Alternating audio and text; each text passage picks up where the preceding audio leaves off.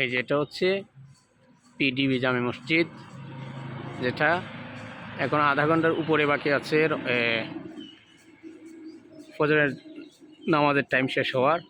কিন্তু সাহরি শেষ হওয়ার সাথে সাথে জামাত হয়ে যায়। জামাত শেষে মসজিদ লাগিয়ে দেওয়া হয়, মসজিদের গেট লাগিয়ে দেওয়া হয়।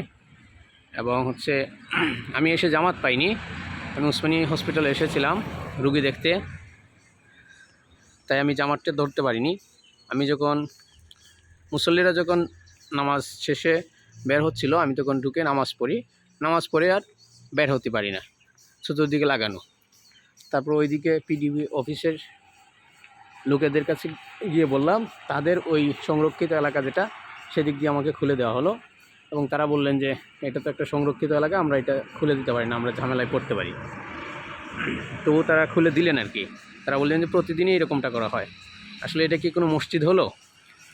মসজিদের মধ্যে যদি জনসাধারণ প্রবেশের অনুমতি না থাকে, যে কোনো সময় প্রবেশ করে নামাজ পড়তে না পারে, আর এটা তো যে কোনো সময় না, এখনও ফজরের নামাজের সময় বাকি আছে আধা ঘন্টা, তাহলে এটা মসজিদ কিভাবে হলো? জাঁকজমকপূর্ণ মসজিদ বানানো হলো, কিন্তু মসজিদে নামাজের জন্য সর্বসাধারণের সবসময় অনুমতি নেই।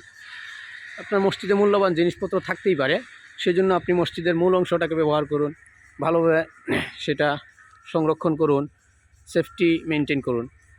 কমপক্ষে ছোট একটা জায়গা বা বারান্দা অংশটা তো আপনি জনসাধারণকে সবসময় ব্যবহারের জন্য, নামাজ পড়ার জন্য দিতে পারেন।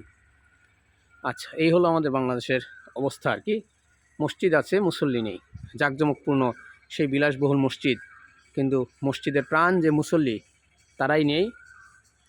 কখন এমনিতে মানুষের মধ্যে দিনের আগ্রহ নেই, তার উপর আবার এই অবস্থা কেউ চাইলেও পারে না। আল্লাহ আমাদের বোঝার তৌফিক দান করুন। আসসালামু আলাইকুম।